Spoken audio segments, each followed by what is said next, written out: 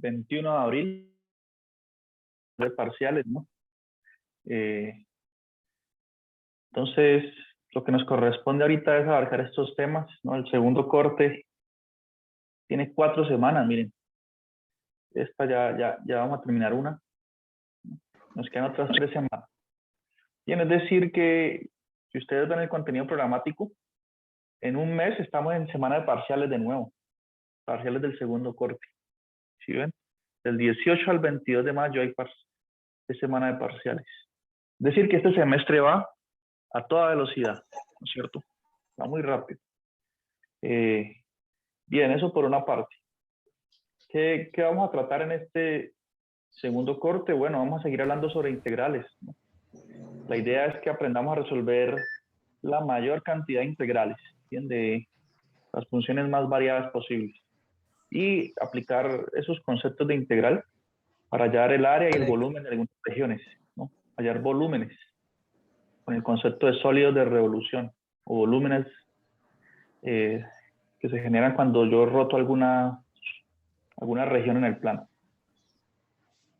Entonces, a ver, a nosotros nos quedó faltando hablar sobre el segundo teorema fundamental del cálculo, ¿bien? Y el método de sustitución. Esto nos quedó faltando en el primer corte, ¿listo? Entonces, la clase de hoy vamos a continuar aquí. Segundo teorema fundamental del cálculo porque es necesario hacerlo, ¿no? O si no, ¿cómo vamos a calcular estas integrales que surgen acá? Entonces empezamos en la sección 4.4 hoy. Y si nos alcanza el tiempo, podemos ver algo de la 4.5. Pero fundamentalmente es el enfoque hoy. Bien, ahora, como es la primera clase luego de la semana de parciales, dirán ustedes, y la socialización de notas, pero ya se hizo socialización de notas o no. Creo que todo el mundo aquí sabe su nota del parcial, su nota del taller, del quiz, sabe todo ya, porque lo envié. Ya envié un documento en Excel con todas las notas y también envié por Teams las observaciones de todos los parciales, todos los talleres. Envié un solucionario al parcial además. Entonces no sé si alguien tiene dudas sobre las notas del primer corte. ¿Qué puedo decir de esas notas? Tendría que mirarlas, ¿cierto? Permítame, las busco aquí. Ya les comparto aquí notas. Entonces, busquemos aquí cálculo integral. Las notas las voy a subir hoy a la plataforma. Listo, ya empecé a subir notas. O sea, ya califiqué. Yo tengo 5 grupos porque yo soy tiempo completo en la universidad. Tengo 5 grupos y ya todos los califiqué.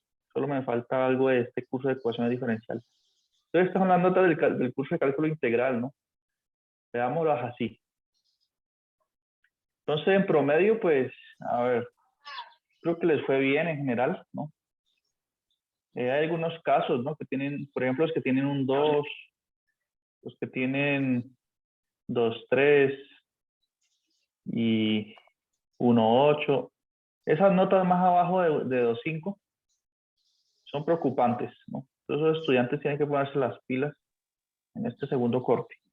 Bien, porque, por ejemplo, si tiene un 2,5 y mire, por ejemplo, un 2,5 en el parcial y además el quiz también le fue mal y en los talleres no trabajó bien, porque hay unos talleres por ahí muy incompletos, ¿no? Hay unos talleres que, hay alguien que sacó, un grupo que sacó 2,3 en el taller, un taller muy incompleto, otros sacaron 2,5 en el taller. Entonces no se entiende porque se hacen en grupo y además se dio asesoría, se envió un video. Algunos ejercicios que yo los hice en clase, ¿no? Los que eran más problemáticos. Y a pesar de eso no los hacían en el taller, que era prácticamente reescribir. ¿Cómo le fue? Ay, me pidió la Tutorial. cita. Sí, la quedó para el sábado. ¿A qué horas?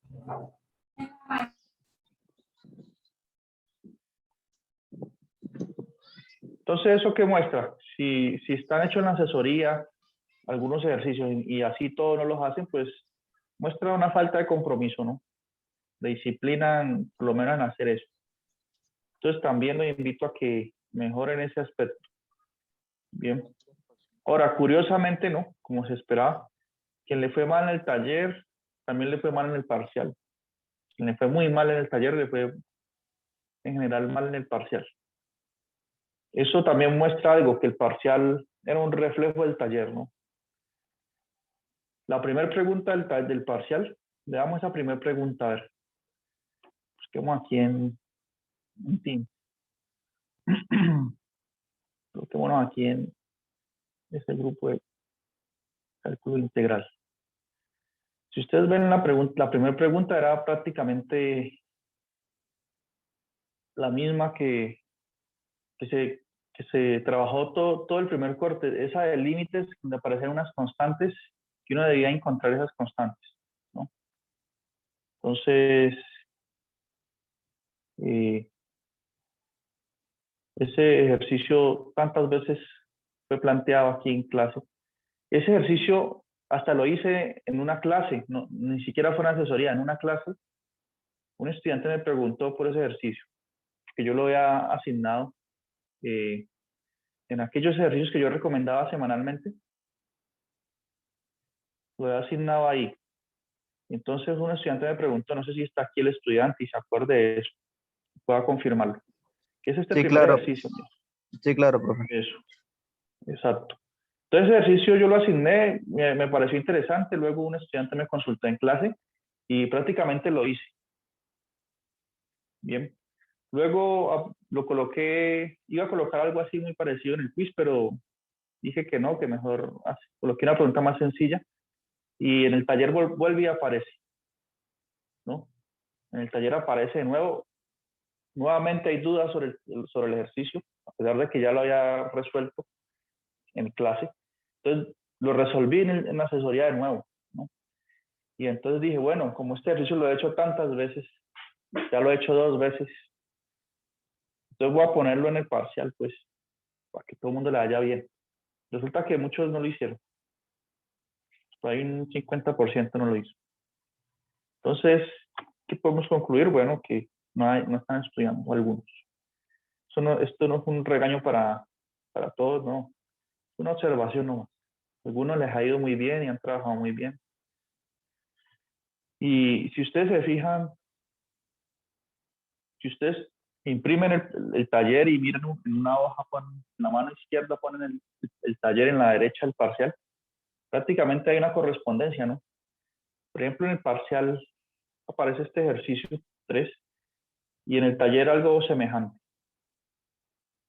Entonces, en el taller apareció una sucesión de este tipo. Este ejercicio lo hice en asesoría, ¿no? Ahora, por ejemplo, yo cuando doy asesorías en otros cursos, ¿no? En ecuaciones diferenciales, en multivariables, el video de esa asesoría es el que más reproducciones tiene, ¿no? Tienen 100 reproducciones, a veces llega hasta 150 reproducciones, ¿no? Curiosamente aquí en cálculo integral, el video de la asesoría donde hacía todas estas cosas tenía pocas reproducciones, es decir, que pocos estuvieron interesados en ver cómo solucionar los ejercicios del taller. Y entonces no estudiaron bien estas preguntas que salieron en el examen. Bueno, esos son tips, hay que estar más atento en esas cosas, ¿no? Hay que tener una actitud más proactiva cuando estén estudiando, porque es un material que está disponible ahí. O sea, no tienen ustedes que estar divagando por allá, buscando otros lugares donde encuentren respuestas, porque es que en la asesoría está dando respuesta a lo que va a ser el foco del parcial, ¿no?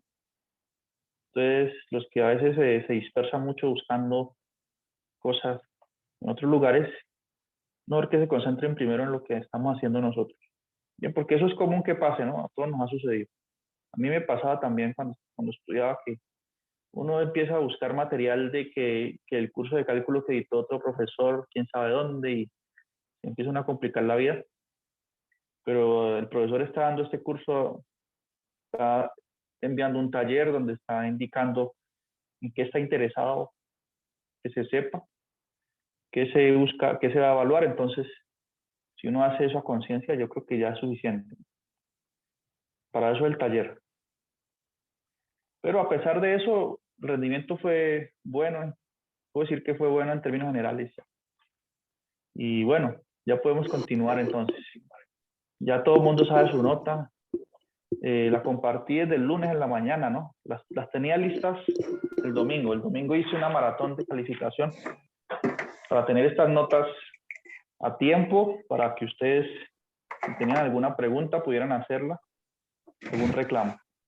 Hoy es lunes, perdón, hoy es miércoles ya. Pasado 48 horas. Tiempo suficiente para que todo el mundo reciba su nota. Y no he recibido ningún reclamo, ninguna observación. Han tenido ese margen de tiempo suficiente. Entonces hoy esperen ya su nota en la plataforma, ¿listo? Hace un momento, de 8 a 10 que estaba libre, subí las notas de 2 grupos. Enseguida subo la de ustedes. Luego de esta clase, más o menos a las 2 de la tarde, a la 1, la estoy subiendo. Entonces, cuando la suba, les informo en el grupo y para que si ocurre alguna, digamos que yo le dije que su nota era 3 y en la plataforma aparece 3.5, entonces me informe que no, profe, me colocó más de lo que era, o viceversa, ¿no? Si le dije que su nota era 3.5 y le coloqué 3. Esos son errores que pueden suceder, pero en mi caso casi nunca nadie me ha reclamado por eso, en un año de experiencia que llevo aquí. Pero si algo así ocurre, por eso tenemos todo este margen de tiempo, ¿no? La plataforma va a estar abierta hasta el día sábado, hasta medianoche. O sea, hasta medianoche del sábado yo puedo hacer algún cambio en las notas de este primer corte. Luego el sábado no puedo mover más nada, quedan ahí plasmadas. ¿Sí? Entonces, hoy las voy a subir, estén atentos. Tienen 3 días, es decir, el sábado hasta las 4 de la tarde acepto mensajes ya. Después de las 4 de la tarde ya yo me desconecto y no sé más nada hasta el lunes. Bien. ¿Todo el mundo entendido? ¿Está todo claro hasta aquí? Señor. Muy bien. Entonces, ahora sí, vamos al libro guía. A ver sobre el teorema fundamental del cálculo, ¿no? El segundo teorema. Entonces, permítame, yo sé que es bueno recapturar algunas ideas. Entonces, recordemos que lo que hemos venido haciendo últimamente. Bien, aquí para todo el mundo. Nosotros definimos la integral como el operador inverso a la derivada. Entonces teníamos esta integral que no tenía ningún extremo de integración, no aparecían numeritos ni ahí, ni acá abajo, ni arriba. ¿Listo? Entonces, por ejemplo, dijimos que las integrales de las funciones de la forma x a la r de x, ¿cuáles eran las integrales de estas funciones? ¿Usé la letra r o n? Puede ser n, ¿no? R más 1, sí. R. Sí, r. Entonces dijimos que estamos buscando una función que cuando la derive me dé x a la r. Entonces, esa función va a ser x a la r más 1, ¿sí? Sobre r más 1. Es un resultado fundamental. Bien. Más una constante, porque esta es la antiderivada general. ¿Listo? Si yo derivo esta función del lado derecho, me da x a la r. ¿Listo?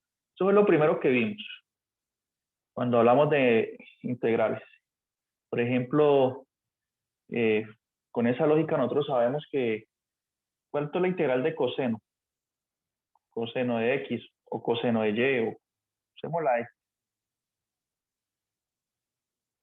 ¿Cuánto es esta integral? Tenemos que buscar una función que cuando la derivemos me dé coseno. ¿Cuál es esa función?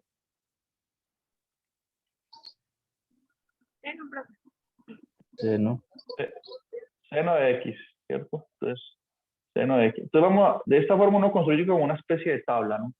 Para hallar integrales. Seno de x más una constante. ¿Por qué? Porque la derivada de seno de x más se da coseno. Por el mismo razonamiento concluyo que la integral de seno de x. ¿Cuánto es la integral de seno de x? A ver. Una función que cuando la derive me dé seno. ¿Cuánto es la derivada?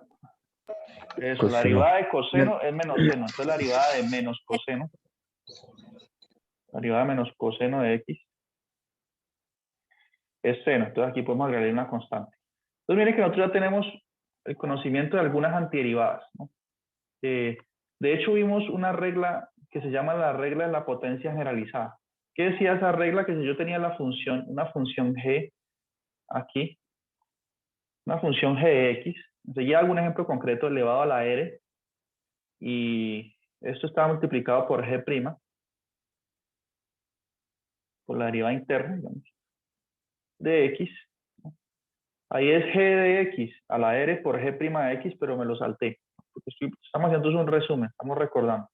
¿Alguien se acuerda cuánto da esa integral? Profe, ¿Cuánto da la anterior? X a la R más 1 sobre R más 1. Muy bien, eso es. Entonces da la función g a la r más 1 sobre r más 1. ¿Y esto por qué es cierto? Bueno, porque si yo derivo esta función aquí del lado derecho, cuando yo derivo, este exponente pasa a multiplicar y se cancela con el r más 1, ¿sí? Entonces me queda g a la r, pero como yo estoy derivando, tengo que usar la regla de la cadena. Entonces queda g a la r por su derivada. Entonces queda esto que está aquí. Entonces sí, está bien esa regla, muy, muy acertado. Por ejemplo, integrales de funciones de esta forma, que son un poco complicadas. Por ejemplo, si yo tengo 3x a la 2, ¿sí? Un ejemplo de esa regla de potencia generalizada, más x, ¿sí? Más 3. Esta función elevada a la 5, multiplicado aquí por 6x más 1. Esta integral encaja en esa regla de potencia generalizada, ¿cierto? ¿Quién sería la función g aquí? Para poder usar la regla de potencia generalizada. La que está elevada a las 5, ¿no? Lo que está elevado a la 5, ¿cierto? Lo que esté elevado a algo. Entonces sería eso. Y en este caso, pues si esto es g, en el lado derecho tenemos g'. La derivada de esta función, ¿cuánto es? Da 6x más 1, que es esto que está aquí. Esto es g'. ¿Bien? Entonces cuando uno nota este tipo de estructura, pues ya sabe que la regla generalizada y que eso va a dar simplemente la función g elevado a la 6, que es 5 más 1 es 6.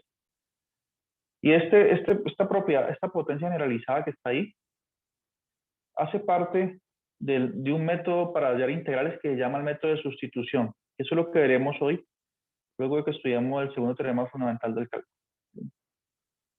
Esto en el fondo se está haciendo una sustitución. Ya veremos por qué. Y sobre 6 más una constante. Y eso da integral. Bien. Entonces, esto es lo que hemos visto fundamentalmente sobre integrales. Luego, ¿qué fue lo que hicimos? Recapturando ideas, ¿no? Bueno, hablamos de esto. Posterior a eso, hablamos sobre integrales definidas. ¿Bien? ¿Qué es una integral definida? Donde aparecen límites de integración. Es decir, por ejemplo, piensen en la integral de x de x. ¿Sí? X de x. Pero que esta integral vaya de 0 hasta 1. Entonces aparecen estos numeritos aquí. ¿Sí? Mire que antes no aparecía ese fenómeno. Aquí no aparecía nada, aquí tampoco. Aquí no aparecía nada, aquí tampoco. Pero empiezan a aparecer estos números y esto tiene una interpretación. Bien, esto ya es, cuando tenemos integrales definidas, esas integrales representan un área. ¿Sí? Representan un área. ¿Cuál área? ¿Cómo saco el área? ¿El área de qué? Dirán ustedes. Entonces veamos, ¿no? Cuando nos hablan de áreas, de funciones, tenemos que graficar el plano cartesiano. Entonces, dibujemos el eje X y el eje Y, ¿cierto? Y entonces veamos de qué área trata esa integral. Entonces, aquí, ¿qué función estoy integrando? Estoy integrando la función X, ¿sí? Entonces, la función en cuestión aquí es, borremos esto, fx igual a x. Esa es la función que estamos integrando.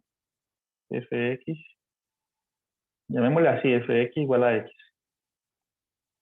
También podemos usar esta notación que dice uno usa fx igual a x o y igual a x, ¿cierto? Uno usa las dos notaciones. Es lo mismo. Usemos esta de aquí. Y es igual a x. Entonces, eso es una recta con inclinación 1 que corta el eje y en 0 porque no se le suma ninguna constante. Entonces, esa recta, dibujémosla aquí. Bien. Esta recta se extiende, de hecho, hasta menos infinito. Bien. Ahora, ¿qué pasa? Bueno, ya analizamos la función que estamos integrando. Su gráfica es una recta. Dijimos que esa integral representa un área y estamos investigando qué área es. Entonces, aquí aparecen, interpretemos estos numeritos, miren. El 0 y el 1. Entonces, esos numeritos de ahí me están diciendo que el x, que voy a calcular un área, el área que se genera cuando x está entre 0 y 1. A ver, ubiquemos el x igual a 0 aquí y 1 por aquí. ¿Sí? Entonces, cuando yo muevo x entre 0 y 1, miren, genero este intervalo, ¿cierto? ¿Sí? Entonces, esta integral que está aquí no es más que el área bajo la curva de la función que estamos integrando, que ese área se conforma ¿por qué? Por este intervalo 0, 1, de aquí, y la gráfica de la función. ¿Sí? Entonces, el área que se encierra es esta. La gráfica de la función es y igual a x, y el intervalo 0, 1, mírenlo aquí, está sobre el eje x. Bien, entonces esa integral de 0 a 1 de x representa el área de esto. Esto es A. Bien. Esa es la interpretación de una integral definida. ¿Listo? ¿Cuánto va a ser el área de ese rectángulo? A ver. ¿Cuánto va a ser? ¿Cuánto mide la base y cuánto mide la altura? Si x es 1, aquí, y vale 1 porque este punto está sobre la recta y igual a x, entonces y vale 1. ¿Sí? Ya hemos hablado sobre esto. Este rectángulo es un triángulo rectángulo. Su área es base por altura sobre 2. 1 por 1, 1 sobre 2, da 1 medio. Bien. Eso da esa integral. ¿Listo? Entonces nosotros definimos ese concepto como un área. Bien. Y luego de eso, ¿qué hicimos en la última clase? Dijimos, bueno, yo puedo integrar de 0 hasta 1 o puedo definir una función así, ax, ¿sí? Una función ax que va a ser la integral de 0 hasta x. Bueno, usemos otra notación, no usemos ax sino ay. El x ya lo tenemos ahí. Ay, una función que depende de y. O para no confundirlo con la recta y igual a x, usemos otra letra, como tenemos tantas. Usemos z. ¿Sí? AZ. Entonces, ¿qué va a ser esta función? Va a ser la integral de 0 hasta z de x de x. ¿Sí? Es decir, nosotros lo acabamos de hacer hasta 1, pero si usted me da un z, digamos, alguien escoge, hagamos la integral desde 0 hasta 8, o hagámosla desde 0 hasta 7, digamos 7, o hagámosla de 0 hasta 2. Entonces, z está por aquí. Entonces, la integral, esa función, cuando yo la evalúo en un z, va a ser el área que se me genera bajo la curva y igual a x hasta z aquí. Sería toda esta área. ¿Bien? Todo eso define una función, sí. Es una función normal y tranquila. ¿Cuánto vale esa función? ¿Cuánto es el área? Si yo escojo un z por aquí, ¿cuánto va a ser el área de ese triángulo rectángulo? ¿Alguien sabe? ¿Cuánto mide su base y cuánto mide su altura y cuánto va a dar el área? Su base va a medir, por ejemplo, la primera ayuda, pues su base va a medir z, ¿no? Sí, desde 0 hasta z. Y su altura cuánto mide y su área en general cuánto mide.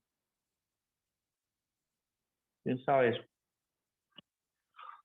Profe, pues sería z por z entre 2 o porque vale lo mismo en y o Exactamente. Muy bien. Z por Z entre 2. ¿Cuánto es Z por Z? z al cuadrado. Z al cuadrado. Muy bien. Entonces, esa función que está definida por medio de una integral, miren, la integral de 0 hasta Z, como Luisa bien ha dicho, va a valer Z al cuadrado porque el área de ese triángulo rectángulo sobre 2. Bien, eso vale esa función. ¿Listo? Ahora, ¿cuánto es la derivada de A? ¿Cuánto es la derivada con respecto a Z de esa función?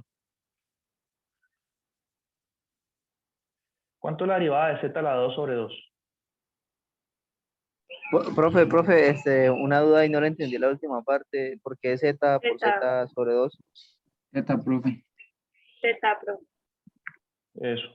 Porque, bueno, el compañero pregunta que por qué Z a la 2 sobre 2. Bien, muy bien que hagan preguntas.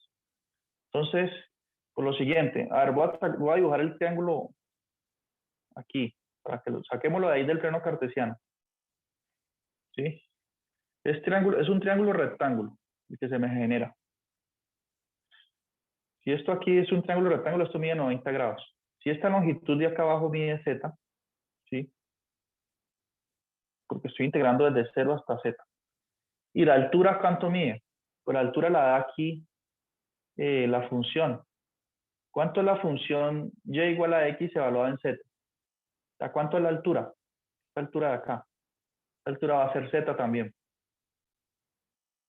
Entonces tengo un triángulo rectángulo donde la base mide z y la altura z. Entonces, ¿cuánto es su área? Base por altura sobre 2. Z por z, z al cuadrado sobre 2. Bien. ¿Sí responde la pregunta? Ahora. No, sí, ya la entendí. Sí, ok. Entonces nosotros definimos esta función a de z. Esta es una función que la llaman así, una función de área acumulada, ¿no? De acumulación de área. Porque a medida que yo escojo numeritos más grandes, pues integro más hacia el lado derecho y defino un triángulo rectángulo con una base y una altura mayor y acumulo más área, ¿no? El hecho es que esta función a z en el fondo es z a la 2 sobre 2. Si derivo esa función con respecto a z, es lo mismo que derivar esta integral. Yo coloco el símbolo de derivar aquí. Esto es lo mismo que derivar aquí. Y es lo mismo que derivar al final esta expresión, ¿sí? Entonces, lo que estamos diciendo es que la derivada de esta integral, miren qué cosa tan curiosa, es igual, como me han dicho los compañeros, igual a z. ¿Por qué? Porque la derivada de z a la 2 sobre 2 es z. Y esto fue lo que nos sirvió en aquella clase para darnos una idea de por qué el primer teorema fundamental del cálculo es cierto, ¿sí? ¿Qué dice el primer teorema fundamental del cálculo? Y note que es un teorema fundamental, o sea, es importante, ¿no? Cuando le colocan esa palabra a un teorema que sea fundamental, porque hay que recordarlo, ¿sí? Hay que guardarlo en una cajita. Es importante en otros cursos y en todo lo que viene después, ¿bien? Entonces el teorema fundamental del cálculo dice así, que si usted tiene una función de acumulación desde una constante a, no necesariamente tiene que ser 0, hasta x, y deriva eso. Yo usé la letra z, pero no importa si es z o x. Deriva eso con respecto a x. Y tiene esta función aquí, una función f Profe, de t por dt. Sí, o sea que nosotros podríamos decir que eso es como una operación inversa, algo así, porque pues es casi lo mismo, pero como en lo que estamos evaluando. Pues en el caso de abajo, pues estamos evaluando z y es lo mismo, o sea, la misma integral que tenemos. exacto, es una operación inversa. Bien que Son usted como usa, operaciones inversas. sí, bien que usted ha usado esa palabra. Es una operación inversa. Porque lo que está ocurriendo aquí es que este símbolo de derivada y esta integral, la integral recuerde que viene la s y el dx. Mire que se están desapareciendo y queda lo que está aquí, pero en términos ya no de x, sino de z. Eso es lo que establece el teorema fundamental del cálculo. Que si yo derivo eso, me queda fx, ¿sí? ¿Cómo así? Por ejemplo, yo tengo esta función de acumulación, la función de 1 hasta x, de una función, por complicada que sea, no nos interesa. Yo tengo aquí raíz de t al cuadrado más 1, ¿sí? Eso es la función f de t por dt. Entonces, si yo derivo esto con respecto a x, ¿cuánto me va a dar esa derivada? Raíz de x al cuadrado más 1. Raíz de x al cuadrado más 1. ¿sí? Entonces, ahí es donde está el asunto interesante. Entonces, me queda lo que está dentro de la integral, pero ya en términos de x. Entonces, queda, donde está t coloco x, queda x al cuadrado más 1. Y eso fue lo que yo les acabé de mostrar en el ejemplo que hicimos, ¿no? Con el triángulo aquí. Efectivamente, esto ocurre, pero no ocurre solamente con esta función x, sino que ocurre con cualquier función f de t que sea continua. Bien, en el intervalo donde estemos analizando. ¿Listo? Entonces, eso es lo que hemos visto hasta ahorita. Todos, por favor, ya que noto que varios marcaron, todos marquen presente en el chat. Ya todo el mundo escribió. Que se va a cortar la reunión en 8 minutos y entonces no alcanza a tomar la lista. Entonces, eso es lo Profe, qué pena, no siento. este es el teorema fundamental del cálculo, el primer teorema. Hay que guardarlo, es importante para su vida académica. Sí, el compañero que quería decir algo.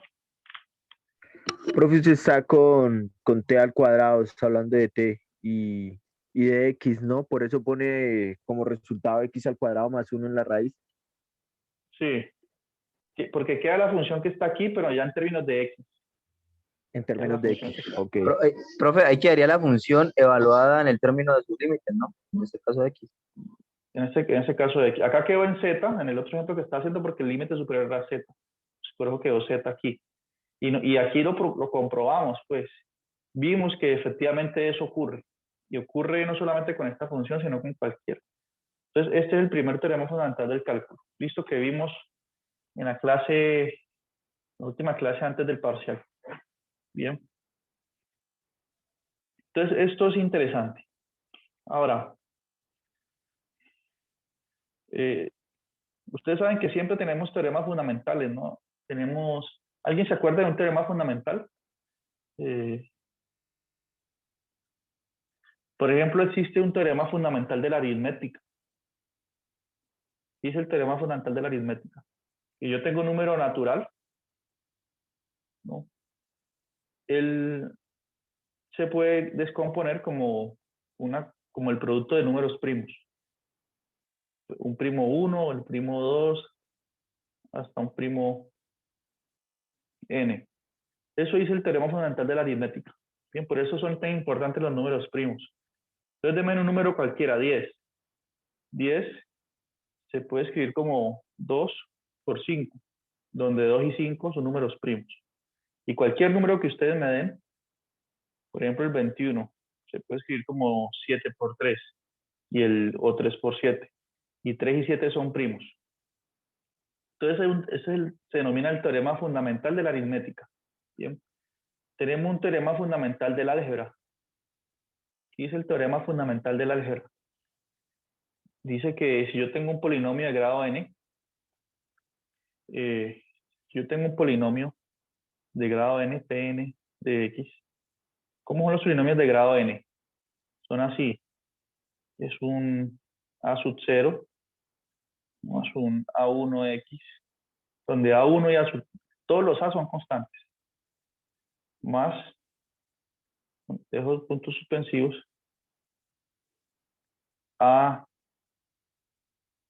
n x a la n. Y supongamos que yo tengo este polinomio igualado a 0. Todo el teorema fundamental de la álgebra dice que esta ecuación que está aquí tiene exactamente n soluciones. Es decir, existen nx, que es el grado del polinomio, que resuelven esta ecuación. Bien. Esas soluciones pueden ser números reales o complejos. Por ejemplo, un caso que ustedes conocen más, la ecuación x al cuadrado más x menos 1. Este es un polinomio de grado 2, igual a 0. Entonces, este polinomio tiene exactamente, que es una ecuación, es un polinomio cuadrático. Tiene exactamente 2 soluciones. Bien.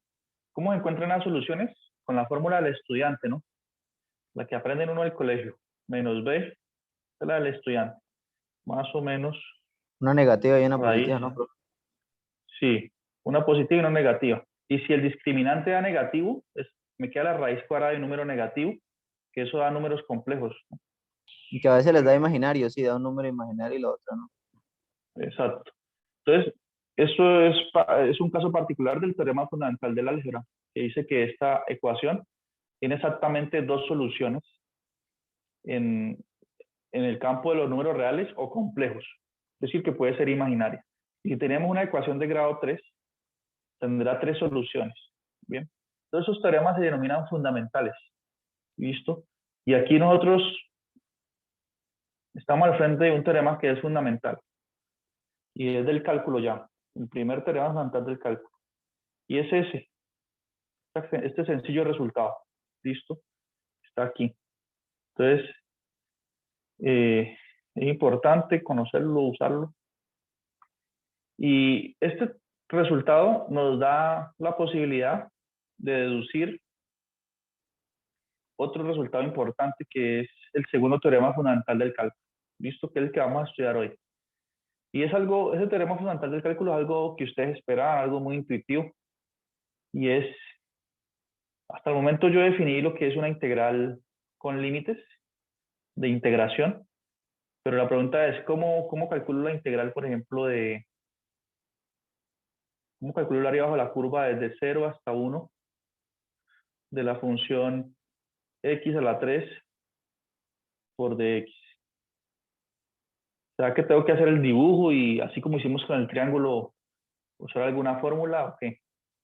Entonces la respuesta es no, es que no es necesario hacer eso. Solamente usar el teorema fundamental del cálculo. ¿Qué dice en definitiva ese teorema? Antes de empezar la otra sección, dice, si ustedes tienen una integral definida, simplemente debe encontrar una antiderivada de la función que está integrando. ¿Cuál es una antiderivada de x a la 3? X a la 4 sobre 4. X a la 4 sobre 4. Entonces, esa es una antiderivada. Luego de que encuentren la antiderivada, deben evaluar esa antiderivada en los extremos de integración. Entonces aparece esta notación. ¿Qué quiere decir ese corchete y esos numeritos ahí? Que ustedes primero van a evaluar esa antiderivada. Miren que aquí la antiderivada no tiene que tener la constante. En este caso la constante la asumimos 0. ¿Sí? Tienen Eso da que un cuarto, evaluar ¿no, esa profe? antiderivada. Sí.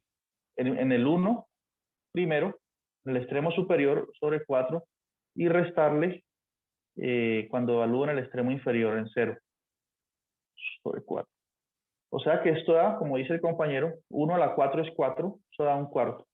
Eso es lo que dice el teorema fundamental del cálculo, que estas integrales definidas se calculan así, como ya hemos aprendido, hallando la antiderivada y con este paso adicional aquí, evaluándola en los extremos de integración. ¿Ese un cuarto qué es? ¿Qué representa ese un cuarto? Fácil, miren. Dibujemos aquí El área bajo la curva, ¿no? el área bajo la curva. Exacto. Entonces, la gráfica de la función x al cubo, entonces grafiquemos, estamos integrando la función x al cubo, entonces grafiquemos y igual a x a la 3. ¿Sí? Si yo grafico esa función, ella es así, miren. Podemos usar Desmos, la graficadora esa. Ella es así.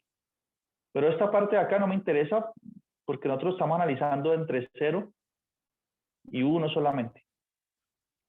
¿Sí? 1 al cubo es 1. Bueno, este 1 debería ser más hacia acá. Entonces, como dice el compañero, esa integral lo que nos está diciendo es un cuarto que lo calculamos ahí. Digamos que está a la altura 1. Es esta área. ¿Sí? Esta área bajo la curva aquí. Esa área mide un cuarto. Este numerito que nos dio aquí. Bien. Y estas son áreas que son muy complicadas de obtener, ¿no? No es un triángulo ni nada de eso. Pero con estas herramientas del cálculo podemos darnos cuenta que eso es un cuarto. Entonces enseguida seguimos hablando sobre ese teorema fundamental, que es el segundo. Bien, vamos a enunciarlo y a explicarlo mejor. Ya les di una idea. Teorema fundamental. Entonces continuamos ahorita en 10 minuticos para que ustedes